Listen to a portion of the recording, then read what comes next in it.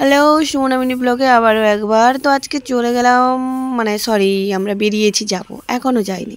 আজকে যাব আমরা কাঁথি। আর যেহেতু দীঘা থেকে কাঁথি যাব, কারণ আমার মা আসছে আমাদের সঙ্গে দেখা করতে, আর আমার বোনও ওখানে থাকে হোস্টেলে।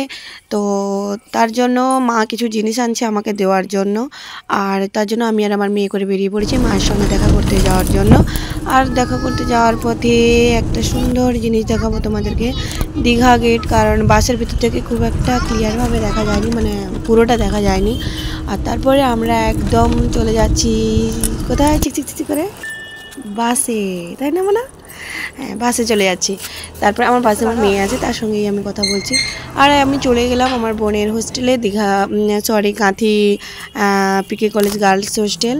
আর অনেক দিন থেকে কলেজটা ছাড়াছাড়ি হয়ে গেছে, যদিও আমি এই কলেজে পড়িনি, তবে এসেছি অনেকবার। আর আমার বোন থাকে ওখানে হোস্টেলে, তো আমার মেয়েকে নিয়েও আগে আগে যাচ্ছে। আর কলেজ কলেজ বলে একটা আলাদা রকমই অনুভূতি। তো কি করা যাবে, ওগুলো তো এখন পিছনে ফেলে দিয়ে আসতে হবে। হ্যাঁ, তারপরে চলে গেলাম হোস্টেলে। বাপরে, ও থাকে 3 তলার উপরে, আর তার জন্য হেঁটে হেঁটে যাচ্ছি।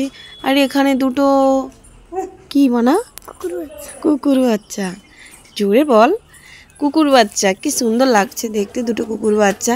আর বাপরে বাবা, কার হোস্টেল মানে তো অবস্থা খারাপ, যা নোংরা। ওদের ওই দিন ক্লিন হচ্ছিল।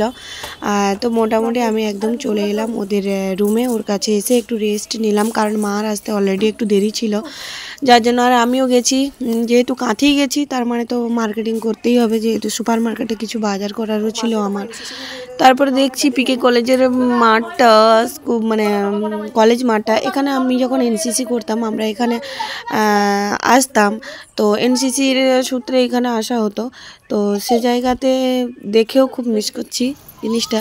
আর তারপর আমরা ফাইনালি বেরিয়ে পড়লাম, ওখানে একটু রেস্ট নিয়ে বেরিয়ে পড়লাম মায়ের কাছে। মাও চলে এসছে, মারও কিছু কাজ ছিল, ওই কাজগুলো মোটামুটি কমপ্লিট করে তারপরে আসছে। তো চলো, তারপর একদম চলে এলাম কাঁথি সুপার মার্কেটে। আর যেহেতু গেছি মানে তো অনেক রকম জিনিস কেনাকাটা, না গেলে না কেনা, যাওয়া মানেই অনেক রকম কেনাকাটা। আর আমরা ভাবি সস্তায় মনে হয় পাই ওখানে। যাই হোক, এখান থেকে আমি কিছু স্ন্যাক্স কিনে নিলাম, প্রায় 3-4 রকম 5 রকমের মতো স্ন্যাক্স কিনে নিয়েছি।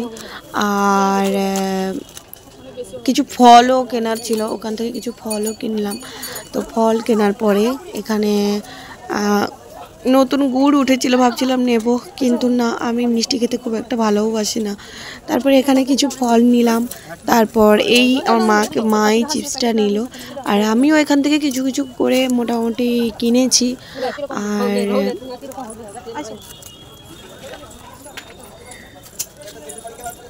অনেক দেখতে দেখতে দোকানে ঢুকলেই কিছু না কিছু মোটামুটি চোখে পড়ে যায়। তারপরে তো আমার যেখানে যাই না কেন ফুলের দিকে বেশি নজর থাকে, যে তোমার পুজো করার সময় একটু ফুল দিয়ে বেশি করে না ঠাকুরকে সাজালে আমার পোষায় না।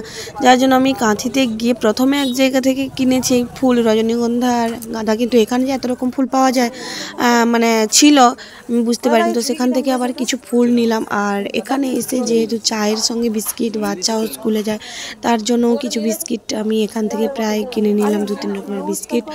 আর তারপরে আমার ঠাম্মার জন্য আমি এই প্যাকেটটা পাঠালাম, কি ঝুড়ির প্যাকেট, এটা আমি আমার ঠাম্মার জন্য পাঠালাম। হ্যাঁ, তো আমার এদিকে সারাদিন খাওয়া নেই, কিন্তু আমার মেয়ে ঠিক খেতেই আছে, ঠিক আছে, ওটা কোনো ব্যাপার নয়। তারপরে ফাইনালি বাজার কমপ্লিট। তারপরে এখানে একটা ঝুড়ি কিনলাম, এটা আমার গোপাল সোনার জন্য, কারণ কোথাও গেলে তো আর তাকে এখানে রুমে রেখে দিয়ে যাওয়া যাবে না, তার জন্য একটা ঝুড়ি কিনলাম। তো ফাইনালি এবার চলো বাড়ি যাই। বাবারে, এত বড় বাসটা পুরো ফাঁকা, প্রায় মনে হয় এদিক ওদিক করে 10-12 জন মতো বসছি। তারপরে তো চলো এখন, তারপরে নেমে গেলাম আমরা দীঘা বাইপাস রোডে, কারণ ওইদিকে আর গেলাম না, মেন এতে মানে ওল্ড দীঘা দিয়ে গেলাম না, একদম নেমে গেলাম স্বামী বিবেকানন্দ স্ট্যাচুর সামনে। তো এখানে ওর পাপা আমাদেরকে আনতে আসবে, এখনও দেখা নেই, তাই আমরা ভাবলাম কি করব, এগিয়ে যাব একটু, তাই না? তাই আমরা কিছুটা এগিয়ে গেলাম। তারপরে ওর পাপা আমাদেরকে নিতে এলো, আর গেছিলাম সেই 10টার সময়, এই ফিরলাম প্রায় এখন 4:30-5টা বাজতে যায়। তো কোথাও যাওয়ার পরে যেন মনে হয় বাড়ি আসার পরে কি শান্তি, তাই ওর বাবা আসার পরে আমরা মোটামুটি বাড়ি চলে এসেছি। আর বাড়িতে আসার পরে যেন একটা কি শান্তি অনুভূতি, বাপরে। ব্যাগ হাতে ছিল অনেকগুলো ব্যাগ, কারণ মাও বাড়ি থেকে কিছু মাছ ফাছ আনছিল, যে মাছগুলো আমি এখানে পাই না। তো তারপরে মোটামুটি ফাইনালি বাড়ি চলে এলাম। উফ, একটা যেন শান্তি, আলাদা অনুভূতি। আমার তো কোথাও থেকে আসার পরে মনে হয় যেন মানে কি শান্তি, নিজের জায়গা নিজের শান্তি। তো চলো এখনকার মতো সবাইকে টাটা, ভালো থেকো, সুস্থ থেকো।